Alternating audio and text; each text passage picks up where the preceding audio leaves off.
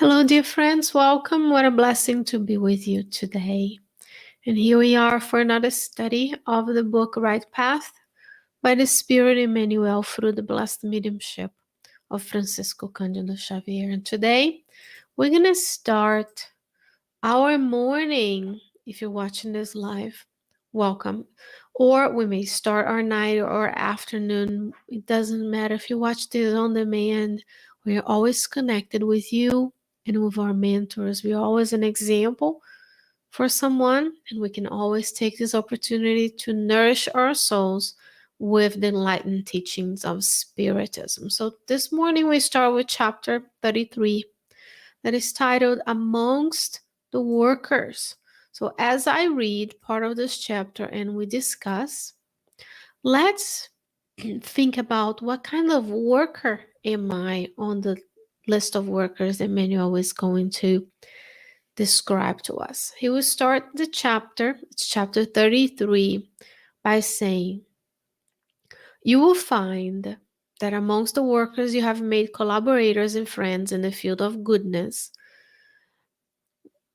We are in the condition of representatives of a diverse strata of human revolution." So here we have collaborators and friends in the field of goodness. Who are they in your life? Where are you as a collaborator and friends on people's lives in their fields of goodness? He's saying we are in the condition representing diverse strata of human revolution.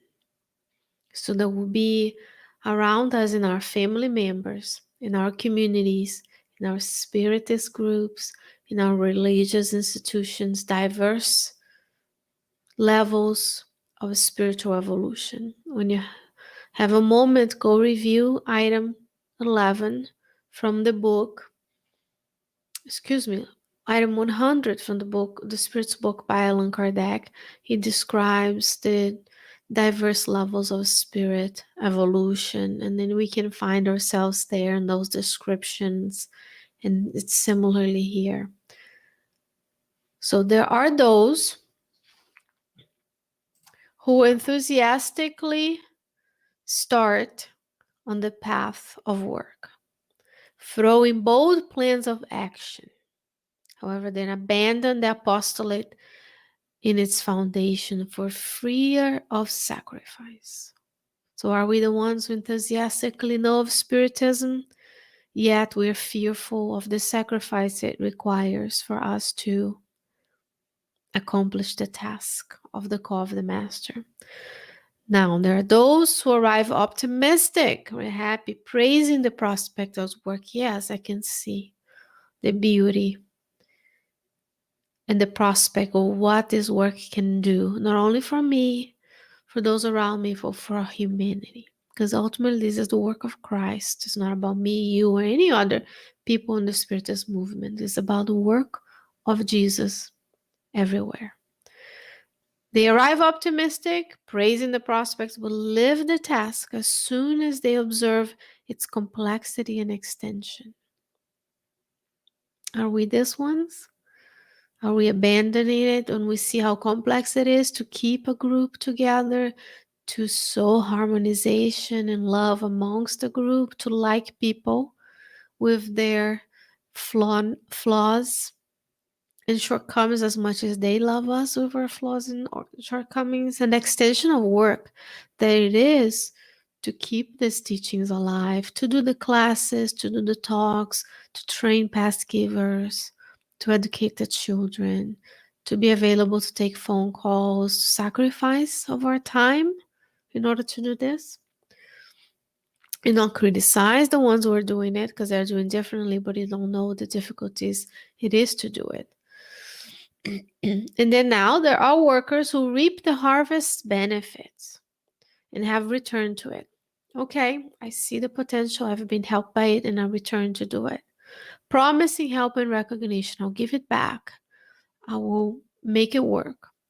However, they leave it, sometimes unexpectedly, as soon as they're called to learn how much the sowing effort cost.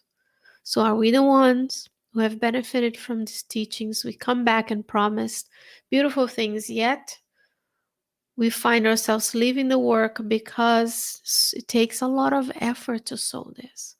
And I'm not only talking about the physical effort, which is, yes, there are bills to pay, there's light, rent, water, electricity, internet, software, books, but it's always the cost of our hours. Yes, I have to put in the hours and dedicate my Saturdays to the evangelization of children, which means during the week I have to prepare the lessons. During the week I have to read so I know what to tell people when they come in fraternal counseling. I need to know what's in the book so I can recommend the books. And that will take time from my personal time where I might not be strolling social media, I might not be watching a series, but I will be studying and reading. Because ultimately that's what we're gonna take away from it, from this life when we go back to the spiritual realm. It's not gonna be the car we bought, the house we bought, but the actions, attitudes, beliefs that we cultivated, and abilities we have developed. So are we the ones who are reaping the benefits and leaving because we have realized how much it cost, the sowing of the goodness? Or are we the ones who are formulating advanced projects of renewal under the pretext of attending to progress, and retire when observing how much sweat and how much distance there is between theory and achievement? So are we the ones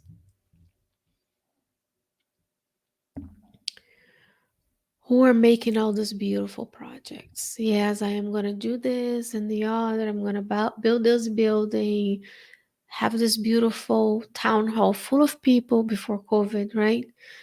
And there will be 5,000 people watching lectures. And then we'll retire because we realize how much work it is, how much sweat is required, and how much distance there is between theory and achievement. Because those are outward expressions of a successful endeavor, right? Yet it takes a lot. When we really read and study the teachings of Spiritism, and we meditate on the teachings of Kardec and Emmanuel and André Louis, so on and so forth. It is so much easier to talk and know about it. However, what are we doing with the teachings? I'm watching hundreds of hours of Spiritism, yet I look at the homeless person as someone who didn't work hard and end up where they are instead of looking at them compassionately. I judge other Spiritist groups from what they're doing. I judge my coworkers for what they're doing. So there's a lot of distance between theory and achievement. Otherwise, we wouldn't be here on the earth undergoing through this. We would be the spirit mentors helping make it happen, right? We have to be humble to look within ourselves and identify ourselves within this. Are we the ones who start enthusiastically but abandon because we are fear of sacrificing of our time and our resources? Are we arriving optimistic but abandoning living the work when we realize how complex it is? Are we ones who reap the harvest benefit and return, and then we realize it takes a lot of effort and we leave it again? Or are we the ones formulating beautiful projects of renewal, but then we leave when we realize how much sweat is actually required? Or are we the ones who assume the work in a field full of easy resources and flee from it as soon as we take personally the weight of the plow or obligations that it's their responsibility to move? So when things start to get hard, then I abandon it. Yes, I want to be part of a spiritual center, Sheyne, you tell me. But I don't want to dedicate 2 hours a week to do mediumistic studies so that the group can have mediumistic meetings. Yes, I want to be, but I want to come and already have it ready. So when I come to the spiritual center, my children have the evangelization. I can just sit there and enjoy. But are you willing to be on the course to teach the children? Because you cannot just take someone off the street and teach children. The teachings of Spiritism are so precious. We're molding those minds towards the good. So you have to study before you can teach. Maybe you can be the worker who's going to be taking care of those children during the lecture. Yes, I want to come in and receive passes, but am I willing to be a pass giver and give up the excesses of life for a few days so I can be a better instrument for the spirits to cultivate good eating habits, exercise habits, mental thought patterns habits so that I can bring the best of me to be a pass giver? We are called to examine our intentions. Oh, yeah, I want to be part of the Spirit Sense, but no, my family obligations come first. My family activities on the weekends come first. My family activities at night comes first, and yet I'm not willing to dedicate an hour, 2 hours on one weekend a month to do volunteer work together so we can build a team. So those are examples, simple examples of how we may be the ones who arrive enthusiastically optimistic, have reaped the harvest, are making projects, and have a lot of resources, yet we abandon the cause. And in this case, also cause of other spiritual traditions as well, because each group has its own mission. But if we want to get there and judge the experience we have today from the previous place we went into, we're not going to be successful, because the Spiritists who are in the world celebrating 100 years, someone had to start with the first brick. Someone had to dedicate their lives to it so that you can get there now and everything be ready and stable and working. Look of how much folks like Divaldo Franco, Raul Teixeira, and Chico Xavier, which are the most prominent people, have given of themselves and sacrificed so that we can have these teachings. And they're workers who work on their institutions day and night. So it is careful. Now he's going to talk about other types of workers. He says, meanwhile, along the collaborators who gave up for some reason, who are no doubt respectable, but still unable to pursue long-term commitments. Remember, we have to respect everybody. Everybody's on a different level of evolution, so may not be ready to this long-term commitment. Alongside those who are the ones who come and go, and eventually we will all be harvesting this. We'll all be sowing the goodness of the world, because that's the mission. This work is of Christ. So it's going to happen because God wants it to happen, regardless if we participate on it or not. We'll find those workers who will know the importance of peace of mind and do not keep away from their work. This is the work you and I want to be. We know how sowing the goodness of Spiritism, reading the books, participating in activities make us feel good, because it's our duty, because we are benefiting ourselves when we help others. And we do not keep away from the work. They progress in performing the works that they embraced, even when it cost them the bread needed, with tears and the testimonies of faith, self-denial day by day. So it takes tears, it takes work, it takes sweat, it takes disappointment, it takes perseverance, it takes resilience when you're trying to build something and people are not staying around. So this is the work you and I want to be, because perhaps in hundreds of reincarnations before we knew of the work of Christ, yet we didn't fulfill it. So today is the day that we examine ourselves and are called once more to the harvest of good, of Christ and the good news. Where we know it's going to be hard, it's going to be difficult, it's going to require me of giving over myself, but my friends, if anything, this is going to air in 2021. We're still going to go in the difficulties of the pandemic. Perhaps you're going to watch this years from now and say, what the hell is she talking about? What does it matter that we have so much, but we are unable to fulfill our reincarnatory plan when it came to spreading the good news of Jesus? We're working, so we have a bigger house, a bigger car, fancy clothes, the latest trends of everything. Yet, does it really matter? When there's so much suffering, so many more ways we could serve one another. The cars will stay, the house will stay, the clothes will disappear. I mean, everything is made in the material realm is going to deteriorate. to include the equipment I'm using to share these teachings with you. And yes, it should be beautiful. It should be the teachings of Spiritism give you consolation and hope that you're more than the physical realm, that we're seeking.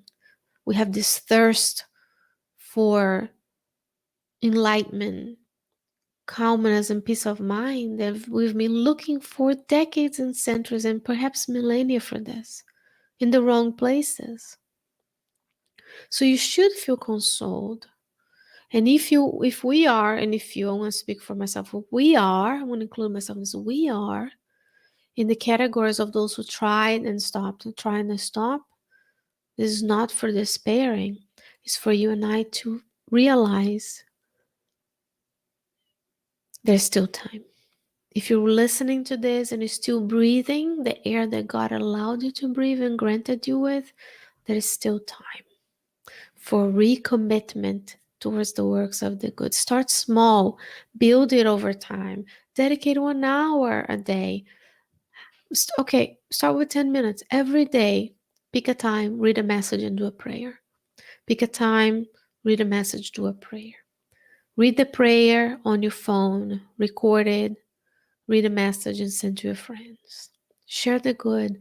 The more you do it, the muscle of service will be exercised.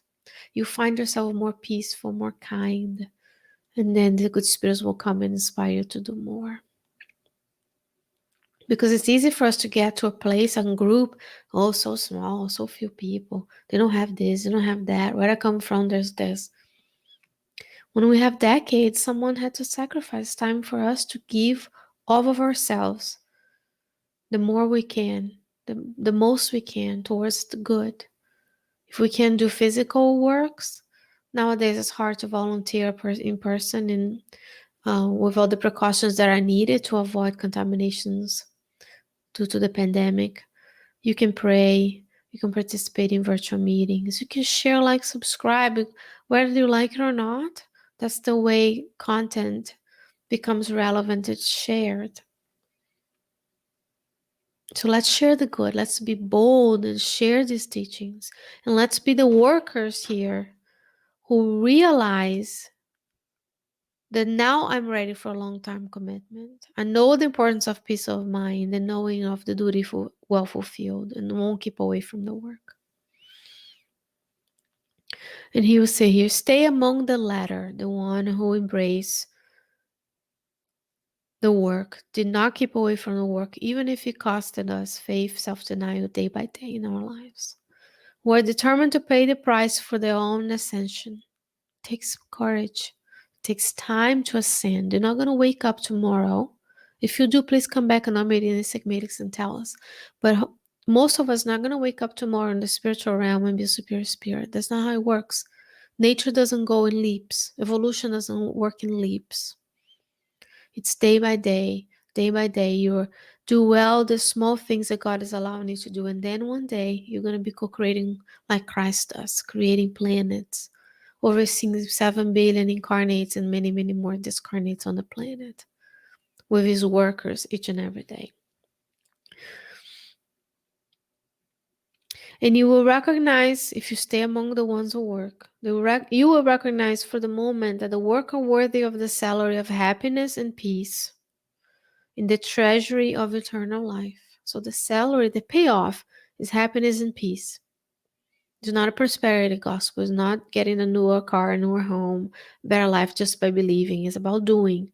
The worker worthy of the salary of happiness and peace of mind, will always be the one who walks forward with the work in the thought and in the heart, to the utter forgetfulness of self, working and serving, understanding and eating, loving and building, in the service of good of all until the end. So the work is in thought. What are we thinking? Are we thinking good thoughts? Are we visualizing goodness around us? Are we molding the good with all the resources that we have? That's the book For in Life by Emmanuel also.